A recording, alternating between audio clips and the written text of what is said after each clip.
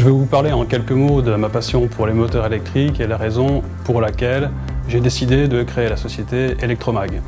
Je commencerai par une anecdote. En fait, quand j'avais une dizaine d'années, j'ai reçu un jeu pour enfants, un mécano, et dans les composants de ce mécano, il y avait différents composants qui permettaient de fabriquer un moteur électrique. Et c'est vrai qu'à 10 ans, j'ai fabriqué mon premier moteur électrique et c'est quelque chose qui m'a beaucoup passionné puisque j'ai joué avec ce moteur pendant encore de nombreuses années.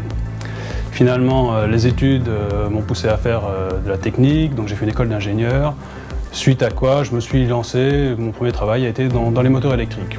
Ça s'est présenté comme ça et c'est quelque chose qui me plaisait bien. J'ai travaillé pendant plusieurs années à l'étranger, en Europe, aux États-Unis et également en Asie, dans le domaine des moteurs électriques, dans différentes sociétés qui étaient connues dans ce domaine. Et finalement, en 2003, j'étais en Suisse, je me suis lancé à mon propre compte et j'ai décidé de créer la société Electromag.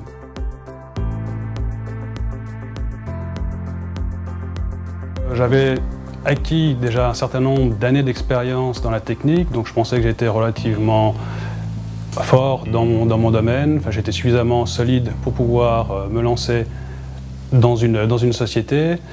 D'autre part, j'avais constaté que sur le marché, il existait beaucoup de moteurs relativement standards, donc des moteurs finalement qui sont développés, qui sont mis sur un catalogue et que les clients essaient d'utiliser tant bien que mal, dans certains cas assez facilement, puis dans d'autres cas beaucoup plus difficilement. Et je me suis rendu compte que parfois les clients étaient vraiment très embêtés avec ces moteurs standards parce que ça correspondait plus ou moins à leurs besoins, mais pas entièrement, et ils étaient amenés à faire vraiment des tas de choses tout autour du moteur pour arriver à intégrer ce moteur standard dans leur application. De ce fait, je me suis dit, finalement, il y a peut-être quand même quelque chose à faire parce que c'est pas si compliqué de ça de faire un moteur spécifique qui réponde parfaitement aux attentes des clients plutôt que d'essayer de prendre un moteur standard et l'adapter.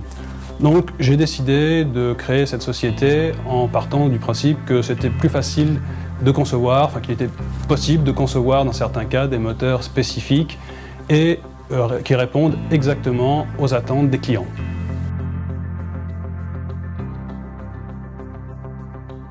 La société Electromag a commencé en 2003. Au début, il n'y avait qu'une personne, puis deux, trois, etc. Aujourd'hui, la société compte une vingtaine de personnes.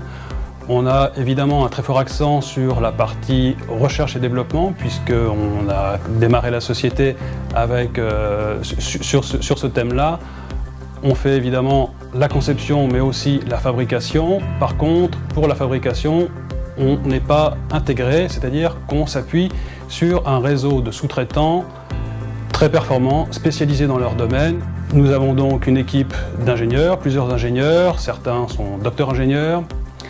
Nous avons une équipe achat logistique donc, qui s'occupe de l'approvisionnement et du suivi des composants et évidemment une activité de production qui s'occupe du contrôle d'entrée, de la fabrication, de l'assemblage final des produits et des phases de test de ces produits.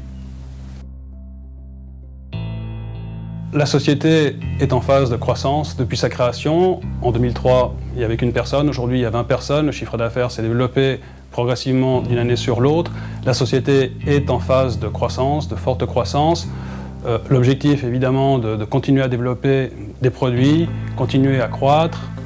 Actuellement, nous avons porté notre effort surtout sur le marché médical, en particulier sur les segments de marché de l'endodontie, enfin donc les applications dentaires, et sur les applications le sous-marché, le segment de marché des respirateurs médicaux. On se rend compte aujourd'hui que nous sommes capables de développer des produits pour d'autres applications, pas uniquement pour des applications médicales.